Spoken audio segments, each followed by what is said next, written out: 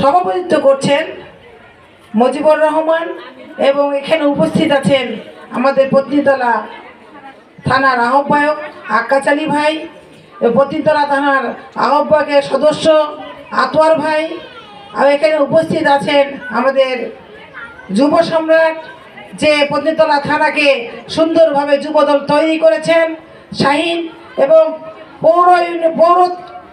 মজিবুর পৌরতে যে যুব সম্রাট, যে যুবকে আমাদের সুন্দরভাবে সুগঠিতভাবে তৈরি করেছেন আকাদের সাহেব, এবং এখানে উপস্থিত আছেন আমাদের রমজান কাজী আতোয়ার বিনু ভাই এবং আমাদের নবাব ভাই। তাকে মনে হয় আপনারা সবাই চিনেন। সে প্রতিটা জায়গায় প্রতিটা কাজে মানুষের আগ্রহ জাগায়। সে স্কুলে আসার জন্য আমাকে বারবার সে করেছে, শত কাজের মধ্যে তোকে যেতে হবে ওখানে। তাই তাকে আমি ধন্যবাদ জানাই যে প্রতিটা কাজে মানুষের সঙ্গে সে থাকার চেষ্টা করে। আপনাদের আর মা বোনদের বলতে চাই, পত্নীতলা থানায় আমরা নতুন কিছু কি নয়, আমাদের জন্ম এখানে, বড় হয়েছে এখানে, বাবার বাড়ি এখানে।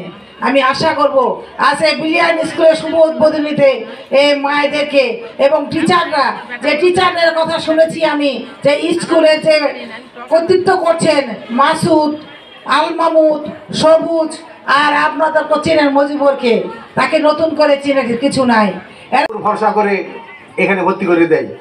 ভর্তি করে দেওয়ার পরে তার রেজাল্ট হয়ে যায় সেই চট্টগ্রাম ইউনিভার্সিটি থেকে চান্স পাই।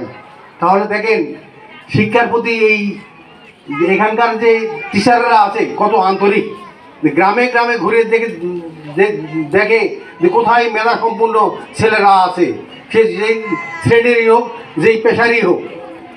ওই জন্য আমি বলতে চাই যে আপনারা হয়তো এখানে দেখতেছেন যে এই স্কুল অ্যান্ড কলেজে প্রায় 35 থেকে 36 জন টিচার আছে।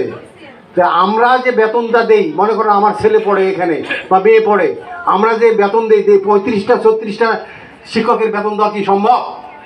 তা ওনারা নিজেরাই কতখানি আন্তরিক, ছাড় দিয়েও নিজের কাজ শেষ করে, কলেজের কাজ শেষ করে আসে, এই এলাকার কথা ভাবে, এই স্থানের কথা ভাবে যে আমাদের এই জাতিকে শিক্ষিত করতে হবে।